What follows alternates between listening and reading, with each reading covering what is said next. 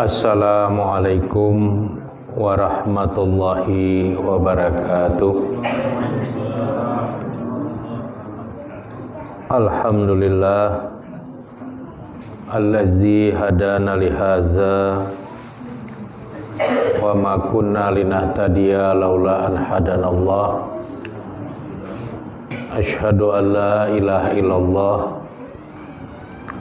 wa asyhadu anna Muhammadan abduhu wa rasuluhu allazi la nabiyya ba'dah. Allahumma sholli ala Muhammad wa ala alihi wa ashabihi ajma'in. Radina billahi rabba wa bil islami dina wa bi Muhammadin nabiyya wa rasula. Amma ba', yang saya hormati bapak-bapak dan ibu-ibu serta anak-anak kami yang dirahmati oleh Allah Subhanahu wa taala. Puji dan syukur kita sampaikan kehadiran Allah Subhanahu wa taala yang telah menganugerahkan banyak nikmat kepada kita semua. Mudah-mudahan kita menjadi abdu syakur, hamba yang senantiasa mensyukuri apapun nikmat yang telah Allah anugerahkan kepada kita. Mudah-mudahan dengan kita mensyukuri nikmat-nikmat Allah itu, Allah Subhanahu wa taala akan memberikan tambahan nikmat yang lebih banyak dan lebih besar kepada kita semua. Selanjutnya salawat beriring salam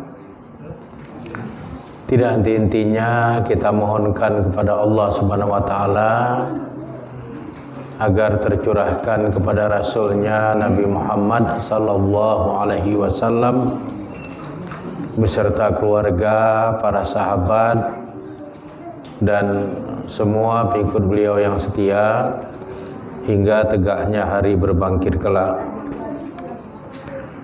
Adapun materi pengajian kita pada malam hari ini berkaitan dengan al-adabu li talabil ilmi. Artinya adalah adab bagi para pencari ilmu. Sebelum saya menguraikan berkaitan dengan adab bagi para pencari ilmu ini, saya akan terlebih dahulu menjelaskan apa itu adab.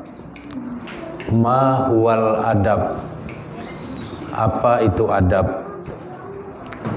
Di dalam kitab Fathul Bari, syarah daripada kitab Sahih Al-Bukhari yang ditulis oleh Imam Ibnu Hajar Al-Asqalani, juz 10 halaman 400 sampai dengan halaman 404, dijelaskan tentang apa itu pengertian adab. Imam Ibnu Hajar Al-Asqalani menuliskan di dalam kitab Fathul Bari, al-adabu isti'malu ma yuhmadu qaulan wa fi'lan.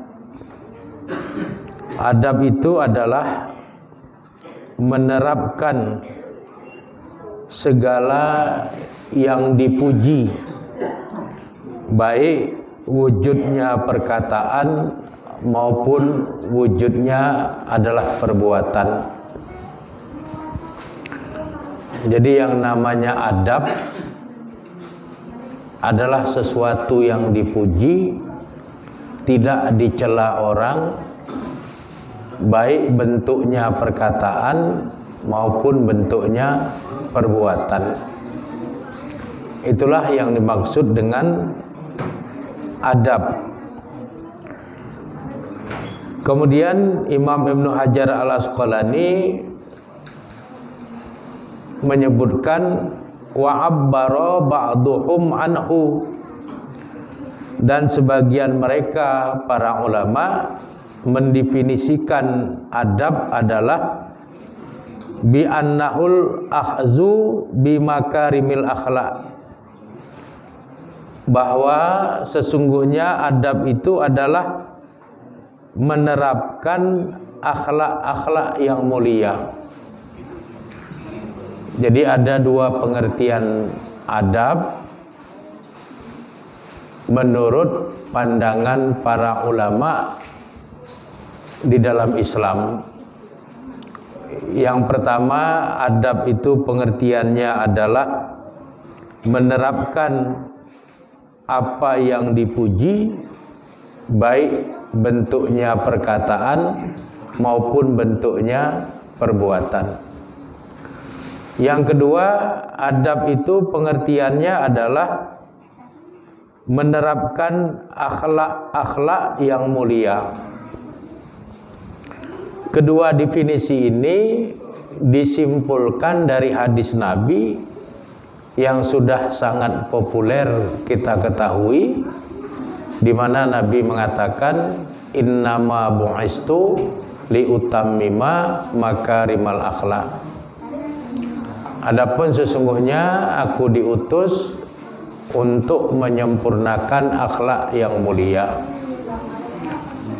Jadi akhlak itu adalah bagian dari ajaran Islam. Akhlak itu adalah bagian dari sunnah Nabi. Kemudian apa hukum menerapkan akhlak dan adab dalam kehidupan kita? Hukum menerapkan akhlak dan adab di dalam kehidupan kita adalah wajib. Di dalam hadis yang diriwayatkan oleh Imam Tirmizi, nomor hadisnya 1162, Nabi menjelaskan akmalul mu'minina imana, orang beriman yang paling sempurna imannya, ahsanuhum khuluqan, adalah mereka yang paling baik akhlaknya. Jadi kalau ada orang tidak berakhlak, imannya tidak ada makna. Ada orang berakhlak, ada orang beriman tapi akhlaknya tidak baik, maka imannya tidak sempurna. Jadi persoalan akhlak ini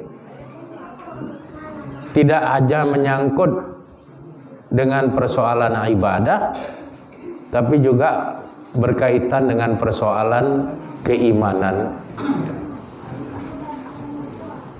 Orang yang tidak berakhlak, tidak beradab, itu dipandang tidak punya iman oleh Nabi.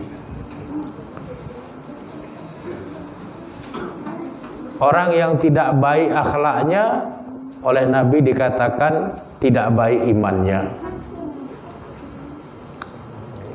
Jadi seseorang itu di dalam ajaran Islam berkewajiban untuk menegakkan nilai-nilai akhlak, nilai-nilai adab di dalam kehidupan mereka, agar iman mereka itu menjadi iman yang benar dan iman yang sempurna.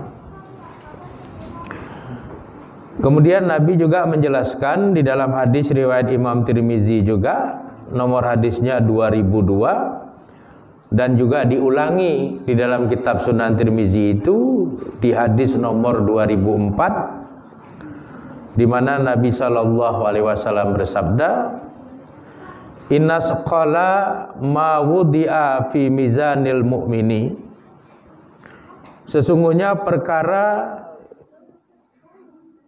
yang paling berat pada timbangan orang-orang beriman yaumal qiyamah, nanti pada hari kiamat, khuluqun hasanun, adalah akhlak yang baik. Wa innallaha yubghidul fahisal bazi'a. Dan sesungguhnya Allah Subhanahu wa taala itu tidak menyukai atau memurkai terhadap orang-orang yang berakhlak keji atau berakhlak mazmumah. Berdasarkan hadis riwayat Imam Tirmizi ini, kita bisa mengambil kesimpulan bahwa kalau timbangan amal kebajikan kita mau berat pada saat di mizan di sisi Allah pada hari kiamat, maka salah satu persyaratannya pada diri kita harus ada akhlak, harus ada adab. Khuluqul hasanun, akhlak yang baik itu bisa membuat timbangan amal kebajikan kita menjadi sangat berat. Artinya kita akan terselamatkan dari neraka karena akhlak kita yang baik. Karena akhlak itu adalah substantif dari agama. Dasar dari agama itu adalah akhlak. Makanya Nabi mengatakan innama bu'istu liutammima makarimal akhlak. Aku ini diutus menjadi rasul untuk menyempurnakan akhlak yang mulia. Makanya Nabi juga menjelaskan perkara yang paling berat pada timbangan orang yang beriman itu pada hari kiamat nanti adalah khuluqun hasanun, akhlak yang baik. Jadi baiknya akhlak kita itu memperberat timbangan amal kebajikan kita sehingga kita terselamatkan dari neraka dan dimasukkan ke dalam surga. Jadi akhlak itu dasar dari agama. Tauhid diletakkan di atas akhlak. Bagaimana akhlak makhluk kepada Al-Khaliq, akhlak yang diciptakan kepada yang menciptakan. Ibadah diletakkan di atas akhlak. Bagaimana akhlak seorang hamba pada waktu dia beribadah kepada Allah Rabbul Alamin. Muamalah diletakkan di atas akhlak dan adab. Bagaimana hablum minan nas terjalin dengan baik dikarenakan akhlak yang baik. Munakahat, kehidupan pernikahan dalam rumah tangga itu juga diletakkan di atas adab dan akhlak. Bagaimana adab istri kepada suami, bagaimana adab suami kepada istri, bagaimana adab menantu kepada mertua, bagaimana adab mertua kepada menantu, bagaimana adab seseorang kepada ipar-iparnya, bagaimana adab anak kepada kedua orang tuanya. Itu semua menjadi dasar dari munakahat, dari hukum pernikahan. Jangan sampai istri tidak tahu menempatkan diri di depan suaminya. Jangan sampai suami tidak tahu menempatkan diri terhadap istrinya. Jangan sampai menantu tidak tahu menempatkan diri kepada mertuanya dan seterusnya. Itu semua adalah adab. Dan adab ini harus dibangun. Dia tidak terlahir dengan sendirinya. Dari kecil kita sudah diajarkan, nak, ya, lebih-lebih kalau anak kita itu perempuan, nak, kalau buang angin, ya, ada banyak orang, kamu pergi dulu meninggalkan orang banyak itu, pergilah ke tempat lain yang nggak ada orang, lalu buanglah angin di sana. Jangan di tengah-tengah orang sedang kumpul, terus buang angin di situ. Itu adab, dan itu harus ditanamkan. Nah, kalau ayah sama ibu sedang berbicara sesuatu yang penting, kalian main-main di luar. Jangan ikut mendengarkan pembicaraan ayah dan ibu. Kalau suami mau negur istrinya, jangan di depan anak-anaknya. Kalau istri mau mengingatkan suaminya, jangan di depan anak-anaknya. Jangan jatuhkan air muka istri di depan anak-anak. Jangan jatuhkan air muka suami di hadapan anak-anak.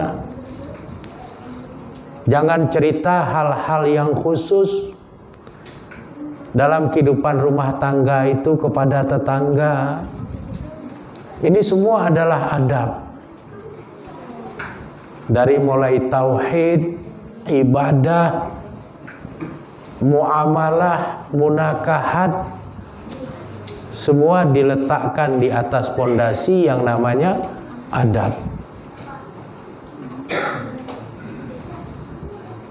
Sehingga Islam itu begitu mulia, karena konsepsi adab menjadi landasan dari semua bagian kehidupan orang-orang Islam.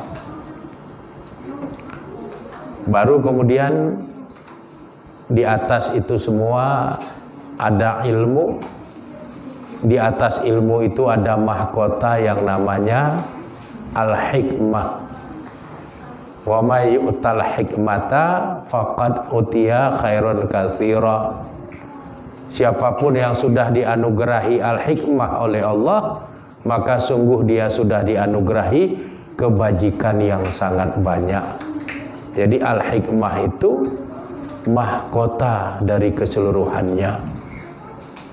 Mahkota dari ilmu, mahkota dari ibadah, mahkota dari tauhid, mahkota dari munakahat, mahkota dari muamalah, itu adalah al-hikmah. Sehingga di dalam Al-Quran ada seorang nabi yang disuruh belajar al-hikmah kepada nabi yang lain, padahal nabi yang bersangkutan itu ilmunya sudah banyak, yaitu Nabi Musa alaihissalam. Ilmunya sudah banyak, tapi tidak sempurna ilmunya itu karena dia tidak memiliki al-hikmah. Dididiklah oleh Allah Nabi Musa itu dengan cara disuruh berguru kepada Nabi Khidir alaihissalam. Jadi begitulah tatanan yang dibangun di dalam ajaran Islam. Jadi akhlak yang baik bagi orang yang beriman bisa memperberat timbangan kebajikannya pada hari kiamat.